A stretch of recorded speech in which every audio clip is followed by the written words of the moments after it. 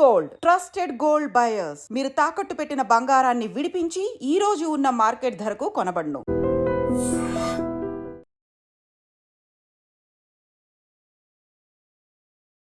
అందరికీ నమస్కారం. నేను Swarupa Potlapalli. Welcome to I dream.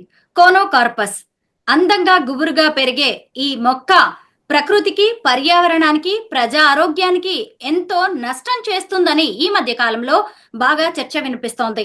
ఇటువైపు చూసినప్పుడు తెలంగాణ గ్రామీణాభివృద్ధి సంస్థ ఏకంగా ఈ మొక్కలను నాటడాన్నే నిషేధించింది. ఇంకొక వైపు ఆంధ్రప్రదేశ్ లో అయితే ఉన్న ఈ చెట్లను తొలగించి వేస్తున్నారు.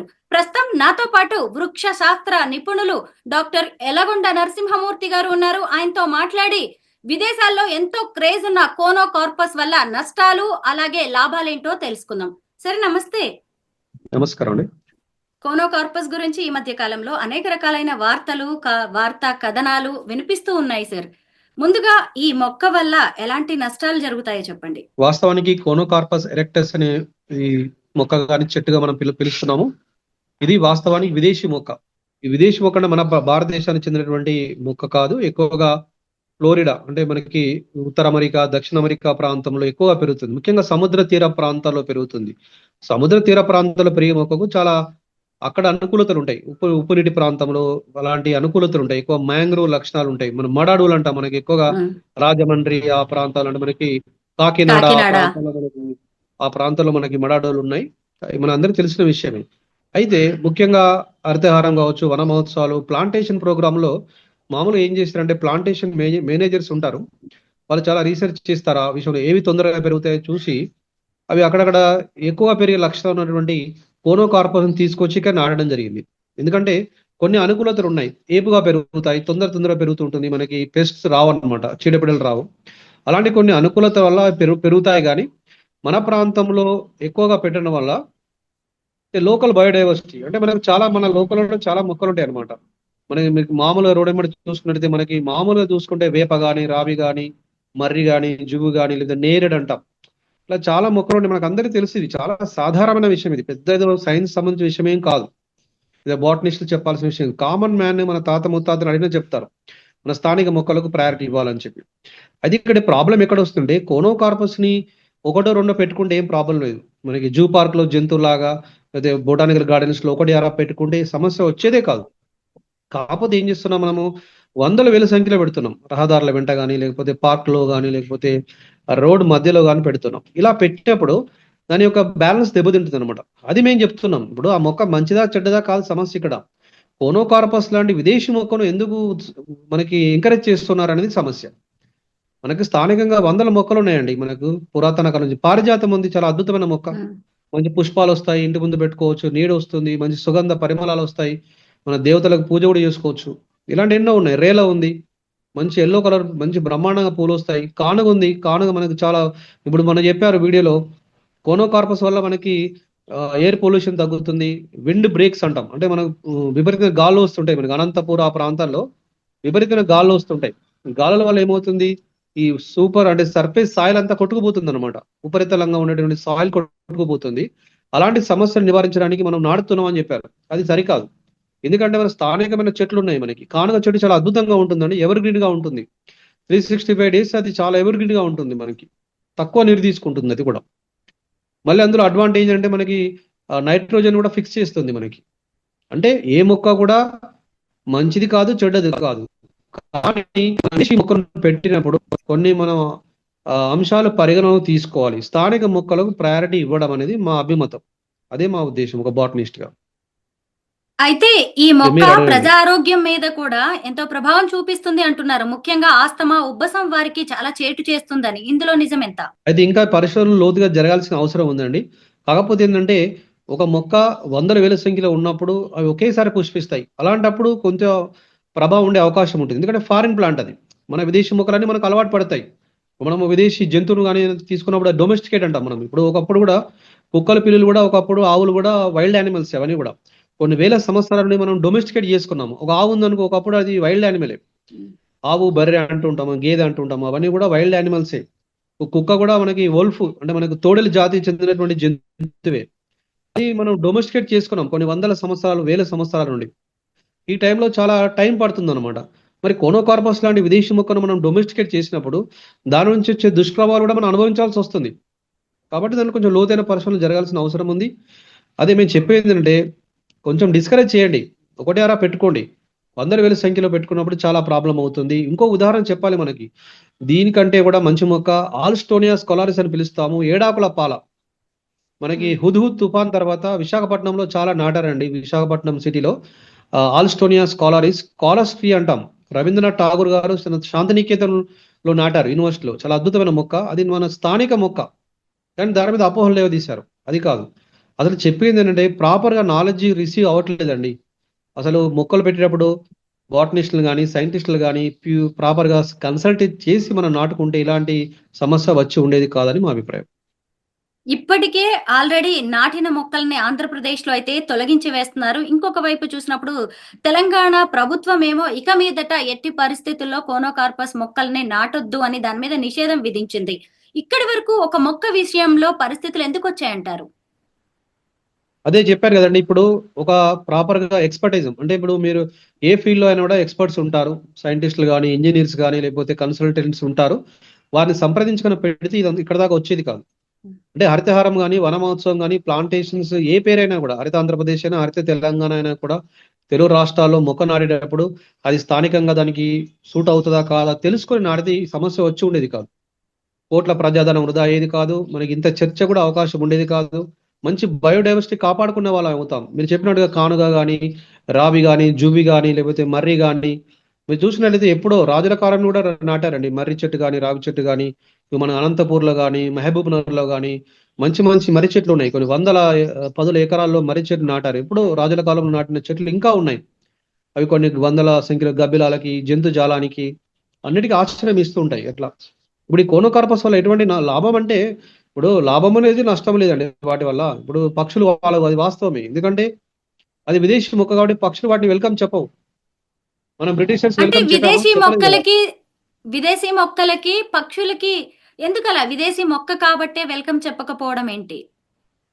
ఎందుకోసం అంటే చెప్పండి. ఇప్పుడు మనం ఉదాహరణ బ్రిటిషర్స్ మనం ఎలాగొట్టామండి, ఎందుకు ఎలాగొట్టాము? అవి మన మన మన వాళ్ళు కాదు కదా, వాళ్ళు ఇన్వేజన్స్ మరి మరి అనుకోకుండా మనకి ఫారెన్ కాబట్టి మనం ఈ రకంగా చూసుకోవచ్చు అనమాట. మనకి అట్లా అవి యాక్సెప్ట్ చేయవండి. హ్యాబిటేట్ అనేది వాళ్ళకి యాక్సెప్ట్ చేయవు. వాటి అవసరాలు వేరుంటాయి, ఫారిన్ ప్లాంట్ అవసరాలు వేరుంటాయి. అట్లా అవును, ఎందుకంటే పిట్టలు వాలాలి పక్షులు వాలాలి అంటే ముఖ్యంగా ఒక చెట్టు దానికి అనుకూలంగా ఉండాలి. అవి వచ్చి నిలబడడానికి, గూడు కట్టుకోవడానికి, వాటి ఆవాసాన్ని ఏర్పాటు చేసుకోవడానికి.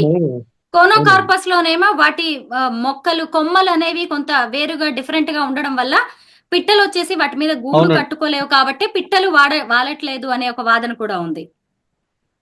వాడమంటే ఏం లేదు కానీ గూడు కట్టుకోనే ఉద్దేశంలో చెప్పారు వాళ్ళు. గూడు కట్టుకోవడం అంటే ఆవాసాన్ని ఏర్పరచుకోవాలి కదా మేడం. అట్లా అది దానికి అనుకూలతలు ఉండవు అనమాట. సరే, అక్కడ ఆ ప్రాంతంలో ఫ్లోరిడా కానీ నార్త్ అమెరికా సదరన్ అమెరికాలో ఉన్నటువంటి ప్లాంట్స్ బర్డ్స్ అవి ప్రిఫర్ చేయొచ్చు.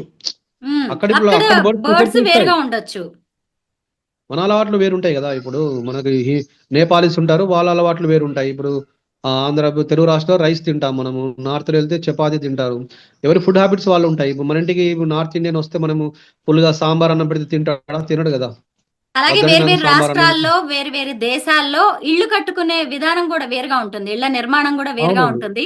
అలాగే పక్షుల విషయంలో కూడా గూళ్ళు కట్టుకునే నిర్మాణంలో కూడా తేడాలు ఉండొచ్చేమో. ఉంటాయండి, తప్పకుండా ఉంటాయి మేడం. ఇకాలజికల్ గా మనుషులకి జంతువులకి చాలా సారూప్యత పోలికలు ఉంటాయి. మనకి కల్చరల్ కాన్ఫ్లిక్ట్స్ ఎట్లా ఉంటాయో బర్డ్స్ కానీ యానిమల్స్ కానీ అన్నిటికీ ఉంటాయి. టైం పడుతుంది, కాకపోతే వాడికి ఇయర్స్ పట్టొచ్చు, 100 years పట్టొచ్చు, thousands of years పట్టొచ్చు. మన రైస్ కూడా ఒకప్పుడు వైల్డ్ రైస్ అయ్యేది. మనం ఇప్పుడు ఈ రోజు రైస్ తింటున్నామంటే దానికి 1000 సంవత్సరాల పాటు రీసెర్చ్ చేశారు. మన ఆదిమానవ కాలం నుండి ఇప్పటిదాకా కూడా రీసెర్చ్, అంటే మనకు తెలియకుండా ఈ ఫుడ్ మంచిది కాదు అని మనం బేరీజ్ వేసుకొని ఇక్కడ దాకా వచ్చాం. ఇట్ టేక్స్ అన్నమాట hundreds of years, thousands of years, millions of years కూడా పట్టొచ్చు ఒక్కొక్కసారి. సార్, కోనోకార్పస్ ఆక్సిజన్ ని పీల్చుకుని కార్బన్ డైఆక్సైడ్ ని వదులుతుంది. ఇది మనుషులకి జంతు జాలానికి అందరికి చాలా నష్టం చేస్తుంది అంటున్నారు. ఇందులో నిజమేంత? అట్లా ఏం లేదు మేడం. మనకి ఏ ప్లాంట్ అయినా కూడా కార్బన్ డైఆక్సైడ్ తీసుకుని ఆక్సిజన్ ఇస్తుంది. కొన్ని ప్లాంట్స్ డే టైమ్ లో ఇస్తాయి అవి. కొన్ని ప్లాంట్స్ సకులెంట్స్ అంటాం, ఎడారి మొక్కలు, కొంచెం రాత్రిపూట కార్బాక్సిలిక్ యాసిడ్స్ ఉంటాయి, అవి కొంచెం రాత్రిపూట ఆక్సిజన్ ఇస్తుంటాయి. కాబట్టి మనము ఈ మధ్యలో స్నేక్ ప్లాంట్స్ అని స్పైడర్ ప్లాంట్స్ అని పెట్టుకుంటున్నాము. అవి నైట్ కూడా కొంచెం ఆక్సిజన్ ఇస్తుంటాయి. అంతే తప్ప కార్బన్ డైఆక్సైడ్ ఆక్సిజన్ తీసుకొని కార్బన్ డైఆక్సైడ్ అనేది అలాంటిది ఏం లేదు. శాస్త్రీయంగా అలాంటి దానికి ఆధారం ఏమీ లేదు. ఏ ప్లాంట్ అయినా కూడా ఆక్సిజనే ఇస్తుంది. కార్బన్ డైఆక్సైడ్ తీసుకొని ఆక్సిజనే ఇస్తుంది. కార్బన్ డైఆక్సైడ్ తీసుకొని గ్లూకోజ్ కానీ స్టార్చ్ రూపంలో వాటిని ఆహారాన్ని తయారు చేసుకుంటాయి. ఒక రకంగా మనం తినేదంతా కార్బన్ డైఆక్సైడ్ అనమాట, కార్బన్ అనమాట మనం తినే ఆహార పదార్థాలన్నీ కూడా. అందులో ఎలాంటి డిస్కషన్ లేదండి. అందులో మాత్రం శాస్త్రీయ ఆధారాలు లేవు. ఏ ప్లాంట్ కూడా కార్బన్ డైఆక్సైడ్ రిలీజ్ చేయదు. మామూలుగా అవి కూడా రెస్పిరేషన్ అంటే మన శ్వాసక్రియలో భాగంగా రిలీజ్ చేస్తాయి తప్ప పర్టికులర్ గా ఆక్సిజన్ తీసుకొని కార్బన్ డైఆక్సైడ్ వదిలేయడం అంటూ ఏముండదు. ఏ ప్లాంట్ అయినా అంతే ఆ రూపంలో. ఈ విషయంలో మాత్రం ఏ ప్లాంట్ అనేది సేమే అండి. మేము చెప్పేది అంటే ఇకలాజికల్ ఇంబ్యాలెన్స్ అవుతుందండి. పర్యావరణ అసమతుల్యత ఏర్పడుతుంది, బయోడైవర్సిటీ పరంగా అసమతుల్యత ఏర్పడుతుంది. ఇప్పుడు కోనోకార్పస్ విషయంలో ఎందుకు మాట్లాడుతున్నామంటే 100,000 నాటారండి. 10ల సంఖ్యలో నాటితే ప్రాబ్లం ఉండకపోయేది. 100,000 సంఖ్యలో నాటేసరికి మేము మాట్లాడాల్సి వచ్చింది. మన స్థానికమైన మొక్కలు ఉన్నాయి కదా, అట్లా ఇది రకంగా స్థానికత లాంటిదే. మన దగ్గర ఉండే యూత్ కి జాబ్స్ ఇవ్వకుండా వేరే వాళ్ళకి ఇస్తే బాగుండదు కదా. ఆ రకంగా చెప్తే అర్థమవుతుంది జనాలకి, మన కామన్ మ్యాన్ కి. కాబట్టి స్థానికంగా చాలా మంచి బ్యూటిఫుల్ మొక్కలు ఉన్నాయి. చెప్పాను కదా, పారి ఉంది, కానుగ ఉంది, రేల ఉంది, చాలా చాలా ప్లాంట్స్ ఉన్నాయండి. మంచి షేడ్ ఇచ్చే ప్లాంట్స్ ఉన్నాయి, ఫ్లవర్ ఇచ్చే ప్లాంట్స్ ఉన్నాయి, బర్డ్స్ ని అట్రాక్ట్ చేసే ప్లాంట్స్ ఉన్నాయి. చాలా అద్భుతమైన మొక్కలు ఉన్నాయి. మనకి విశ్వవిద్యాలయ ఆచార్యులు ఉన్నారు. Osmania, Andhra university, Sri Krishnadevaraya university, Kakatiya university, మన తెలుగు రాష్ట్రాల్లో మంచి మంచి ఆచార్యులు ఉన్నారు, బాటనీ ప్రొఫెసర్స్ ఉన్నారు, సైంటిస్టులు ఉన్నారు. వాళ్ళందరితో కమిటీ వేయండి, చక్కగా వాళ్ళందరూ చెప్తారు మనకి ఏ ప్లాంట్ మంచిది కాదు అని చెప్తారు. ఏ ప్లాంట్ లోకల్లో పెరుగుతుంది, మనకి ఏది మంచి వాయు కాలుష్యం తగ్గిస్తుంది, చేస్తుంది చెప్పారు. కమిటీ వేయండి, ఒక రిపోర్ట్ తయారు చేయండి, ఆ లిస్ట్ మనం ఫాలో అవ్వండి. చాలా బాగుంటుంది. బయోడైవర్సిటీని కాపాడుకోవచ్చు, చక్కగా మనం ఎన్నో చేసుకోవచ్చు. ఇలాంటివన్నీ మేము చెప్తున్నాం అనమాట. అది కోనోకార్పస్ అనేది ఇంకా. ప్రకృతికి, ప్రజలకి, పర్యావరణానికి ఎంతో నష్టం చేస్తుంది. అది అందరి పాలిట విలన్ అన్న స్థాయిలో అయితే ఇప్పుడు చర్చ అనేది జరుగుతుంది.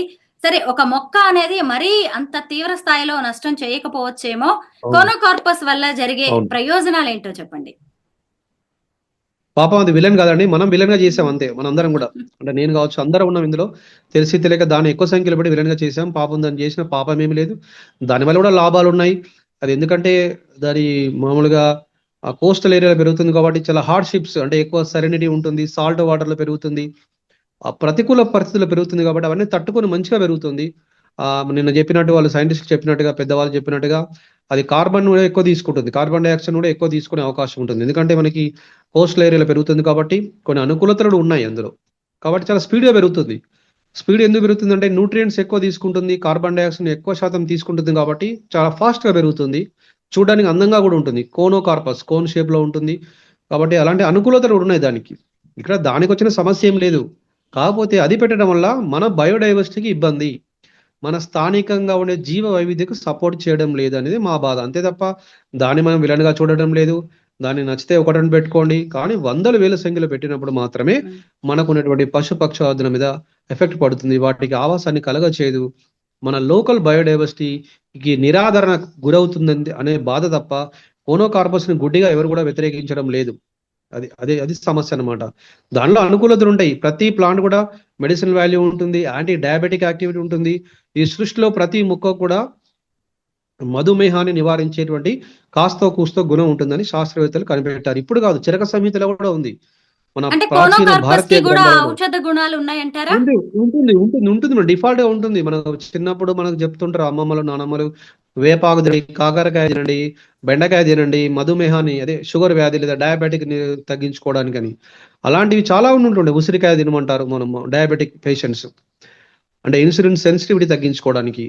ప్రతి మొక్కలో ఉంటుందండి డయాబెటిక్ యాక్టివిటీ అనేది, యాంటీ మనకి మైక్రోబియల్ యాక్టివిటీ అన్నిట్లో ఉంటుంది. దానిలో భాగంగానే కోనోకార్పస్ కూడా ఉంటుంది. కాబట్టి ప్రతి మొక్క కూడా ఔషధ గుణాలు ఎంతో కొంత కలిగి ఉంటుంది. పర్యావరణ పరంగా అది ప్రకృతిలో ఉంటుంది కాబట్టి ఎంతో కొంత లాభాన్ని చేకూరుస్తుంది అది ప్రకృతికి, మానవాళికి, జంతు జాలానికి. మనం చెప్పేందంటే దానికి తక్కువ మోతాదులో నాటండి. ఇప్పుడు ఒకటి అర పెట్టుకునే ప్రాబ్లం కాదు కదా మేడం. ఇప్పుడు వందలు పెట్టారు మేడం, అది దానివల్ల సమస్య వస్తుంది. నేను చెప్పేది ఒకటే, బాటనిస్ట్ గా లోకల్ ప్లాంట్స్ పెట్టుకుంటే ఆ ప్లేస్ లో చాలా బ్రహ్మాండంగా ఉన్నాయి. నేను చెప్పిన పారిజాతం పెట్టండి, మంచి పూలు వస్తాయి, షేడ్ వస్తుంది, పక్షులు కూడా మకరందం అందుతుంది, నెక్టర్ మనకు వస్తుంది. పక్షులకు ఎందుకు పెడుతున్నాం అంటే పక్షులను మనకి పాలినేషన్ ఉంటుందండి, పరపరాగ సంపర్కం అంటాం తెలుగులో. అంటే పక్షులు కానీ బర్డ్స్ ప్లస్ ఇంకా ఇన్సెక్ట్స్ రావడం వల్ల తేనెటీగలు ఉన్నాయండి. తేనెటీగలు ఎట్లా తయారవుతుంది? హాని హనీ తయారవడానికి ఒక హనీబీ ప్రతిరోజు ఒక 2000 ప్లాంట్స్ ను అది విజిట్ చేస్తుంది. మినిమం 2000 ఎబో ఫ్లవర్స్ ను విజిట్ చేస్తుంది. అది అందరికి తెలిసిన విషయమే. మరి ఫ్లవర్స్ ఉండాలంటే దీనికి ఫ్లవర్స్ ఉండవు కదా, ఆ ఫ్లవర్స్ అంత అట్రాక్టివ్ కాదు, నెక్టర్స్ ఉండవు, దానిలో చాలా ప్రాబ్లమ్స్ ఉన్నాయి. కాబట్టి నేను చెప్పేది ఏంటంటే మనకి స్థానికంగా ఉండే ఫ్లవర్స్ ఇచ్చే, ఫ్రూట్స్ ఇచ్చే ప్లాంట్స్ మనం నాటుకున్నట్లయితే వాటి మీద డిపెండెంట్ అయినటువంటి హనీ బీస్ కావచ్చు, లేకపోతే ఇతర బర్డ్స్ కావచ్చు, హమ్మింగ్ బర్డ్స్ కావచ్చు, ఎన్నో రకాల బర్డ్స్ ఉంటాయి, లేదా స్క్విరల్స్ ఉంటాయి, ఉడతలు ఉంటాయి, చాలా డిపెండెంట్ యానిమల్స్ ఉంటాయండి. అవన్నీ బతుకుతాయి కదా. కోనోకార్పస్ వల్ల వాటికి ఆవాసం తగ్గిపోతుందని మా బాధ. ప్లస్ ఫారిన్ ప్లాంట్ కాబట్టి లోకల్ కూడా ఈక్వేషన్ దెబ్బతింటుంది. ఇవన్నీ ఉన్నాయి. గుడ్డిగా మేము వ్యతిరేకించడం లేదు, అలా అని చెప్పి కోనోకార్పస్ ని తీసేయడం లేదు. ఇప్పుడు కోనోకార్పస్ ని డిస్కరేజ్ చేయండి, రానున్న కాలంలో నాటకండి వాటిని. అట్లా ఇప్పుడు ఉన్న వాటిని సమూలంగా తీసేయడం వల్ల దానివల్ల పెద్ద ప్రాబ్లం ఏం లేదు. కొంచెం కొంచెం తీసేయండి, మళ్ళీ భవిష్యత్తులో నాటకండి. ఆ స్థానంలో లోకల్గా దొరికేటువంటి ప్లాంట్స్ని పెట్టండి, లోకల్గా జరిగేటువంటి ప్లాంట్స్ని పెట్టండి. వాటికి సలహాలు సంప్రదింపులు చేయడం మేము ఎప్పుడు కూడా రెడీగా ఉంటాము. మేము టెక్నికల్ సపోర్ట్ ఇవ్వడానికి బాటనిస్ట్గా మేము కానీ, ప్రొఫెసర్స్ కానీ, డిఫరెంట్ యూనివర్సిటీస్ కానీ అందరూ రెడీగా ఉన్నాము. మా సేవలు వినియోగించుకోండి. అంటే ఇప్పుడు మీరు ఇంత చక్కగా విశ్లేషణ చేసిన తర్వాత క్లియర్ గా అర్థమైన విషయం ఏంటి అంటే దీన్ని పరిమిత సంఖ్యలో ఉంచితే సరిపోతుంది, మరీ ఎక్కువగా పెంచడం వల్లే నష్టాలు జరుగుతూ ఉంటాయి. అందులోనూ ఇది విదేశీ మొక్క కాబట్టి ఇక్కడి పర్యావరణానికి, ఇక్కడి వాతావరణ పరిస్థితులకి కొంత అది సెట్ అవ్వట్లేదు. ఇక్కడ మనుషులు మనస్తత్వాలు, అలాగే పక్షులు, జంతుజాలం డిఫరెంట్ గా ఉంటాయి కాబట్టి ఇది కాస్త సెట్ అవ్వట్లేదు. అంటే ఇక మీదట దాన్ని నాటకుండా ఉంటే ఇప్పటికీ అది బ్యాలెన్స్ అయ్యే ఛాన్స్ ఉందంటారా? ఉంటుంది, తప్పకుండా ఉంటుంది. భవిష్యత్తులో చేపట్టబడే ప్లాంటేషన్ ప్రోగ్రామ్ లో native plants, indigenous plants priority ఇవ్వండి. దానివల్ల లోకల్గా ఉండే బయోటా అంటే మనకి ఫ్లోరా ఫానా కూడా బ్యాలెన్స్ అవుతుంది. బర్డ్స్ కానీ, ఇన్సెక్ట్స్ కానీ, ఈ స్క్విరల్స్ కానీ, ఇతర రెప్టైల్స్ కానీ బ్యాలెన్స్ అవుతాయి. అవి కూడా హ్యాపీగా ఉంటాయి కదా మేడం, వాటికి కూడా ఫుడ్ దొరుకుతుంది. అంతే కదా మేడం, వాటి ఫుడ్ లేకపోతే మీద లోకల్ బర్డ్స్ కి ఫుడ్ దొరకదు కదా.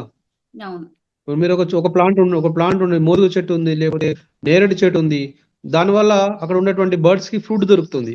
ఆ ఫుడ్ వల్ల అక్కడ అవి హాబిటేట్ ఉంటుంది. అవి ప్రిఫర్ చేస్తాయి మొక్క మీద బతుకుతాయి. అది ఎక్కువ గూడు పెట్టేవి కదా. మొక్క చెడ్డది కాదు, మొక్కను అధిక సంఖ్యలో నాటినప్పుడే దాని చెడు స్వభావం అనేది ఈ పర్యావరణ మీద పడుతుంది, స్థానిక పర్యావరణ ప్రభావం మీద. ఈ కోనోకార్పస్ స్థానంలో స్థానిక మొక్కలు నాటండి, అదే మా స్లోగన్. అతి సర్వత్రా వర్జయేత్ అన్నట్టుగా ఎక్కువగా కోనోకార్పస్ మొక్కల్ని పెంచడం వల్ల నష్టాలు జరుగుతున్నాయే తప్ప పరిమిత సంఖ్యలో ఉండడం వల్ల పెద్దగా నష్టాలు ఏమీ లేవు అని చెప్పి డాక్టర్ నరసింహమూర్తి గారు చెబుతున్నారు. Sir, thank you so much. ముఖ్యంగా కోనోకార్పస్ మీద ఉన్న అపోహలు, భ్రమలను తొలగించి చక్కటి ఇన్ఫర్మేషన్ మాకు అందించినందుకు once again thank you so much.